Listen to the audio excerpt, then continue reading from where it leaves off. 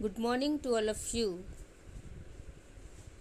Class 8th, Subject Social Science, Chapter 4, Tribals, Dikus, and the Vision of a Golden Age.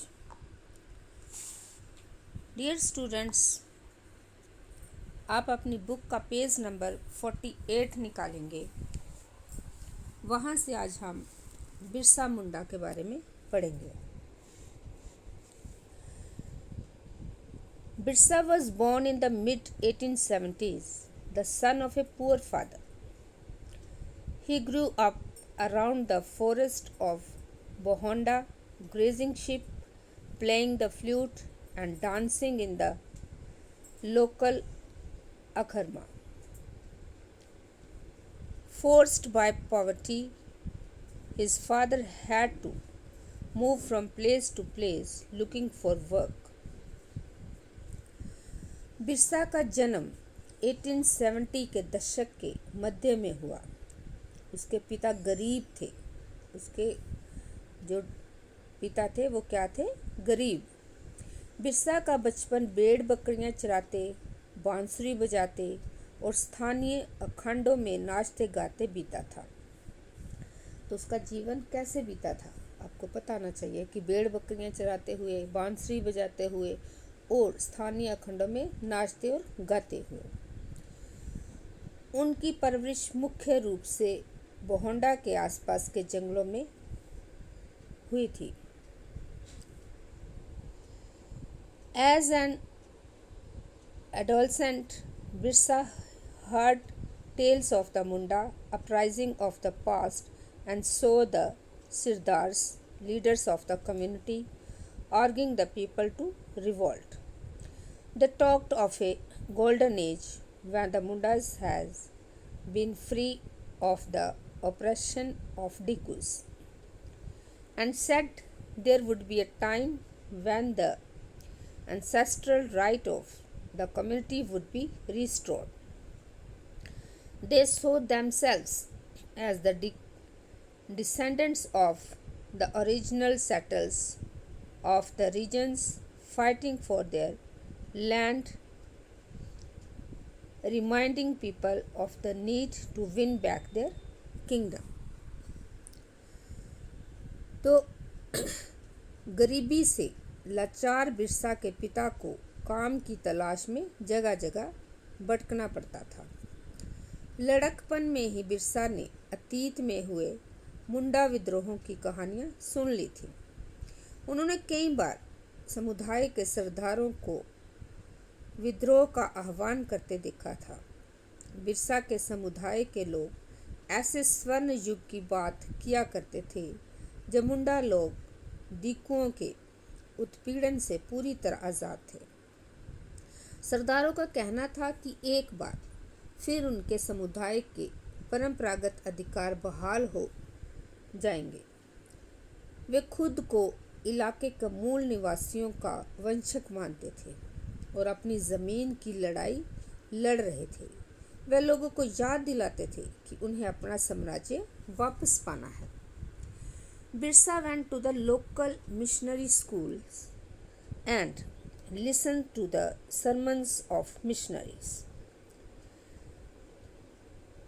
There too he heard it said that it was possible for the Mundas to attain the kingdom of heaven and regain their lost rights.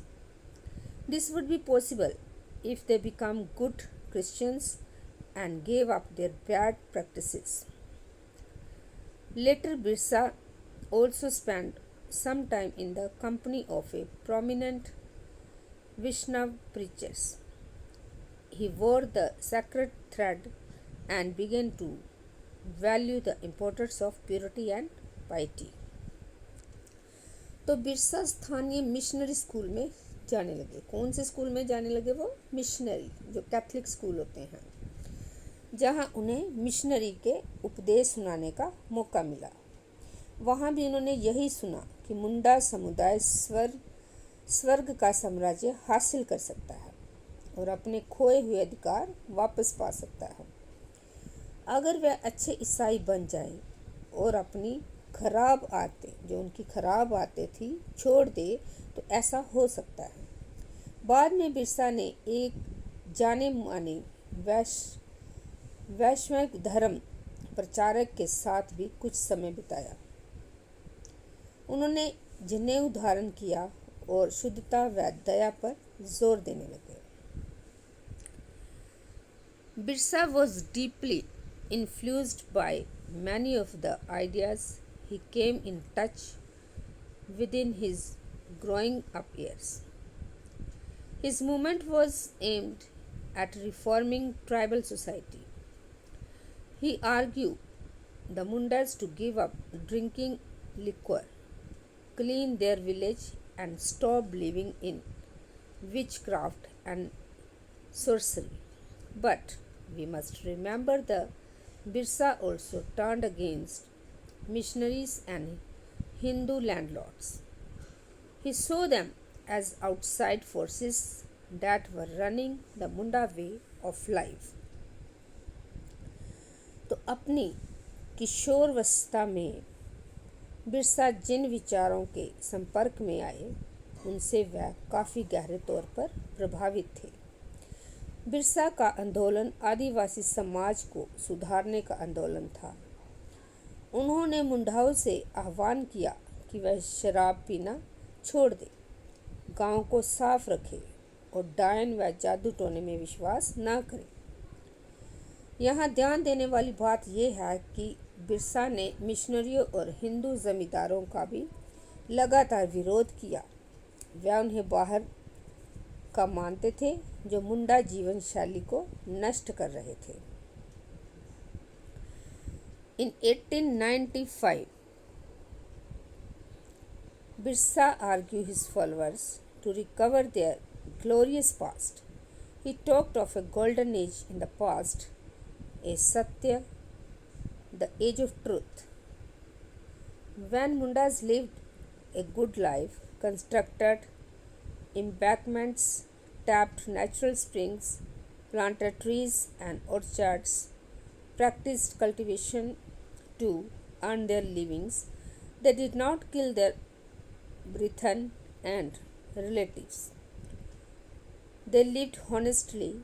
Birsa also wanted people to once again work on their land, settle down and cultivate their fields. तो 1895 में बिरसा ने अपने अनुयायियों से आह्वान किया कि वह अपने घोरपूर्व अतीत को पुनर्जीवित करने के लिए संकल्प ले। वह अतीत के एक ऐसे स्वर्ण युग, सतयुग की चर्चा करते थे जब मुंडा लोग अच्छा जीवन जीते थे, तटबंध बनाते थे, कुदरती झरनों को नियंत्रित करते थे, पेड़ और बाग लगाते थे, पेट पालने के लिए खेती करते थे। उस काल्पनिक युग में मुंडा अपने बिरादरियों और रिश्तेदारों का खून नहीं बहाते थे, वह ईमानदारी से जीते थे। बिरसा चाहते थे कि लोग एक बार फिर अपनी ज़मीन पर खेती करें, एक जगह टिक कर रहें और अपने खेतों में काम करें। तो डियर स्टूडेंट्स, आज के लिए इतना ही है और जितना मैंने आपको पढ़ाया है उसमें से आप डिफ़िकल्ट वर्ड्स निकाल कर कॉपी पे लिखेंगे और उन्हें याद करेंगे। Thank you and have a nice day.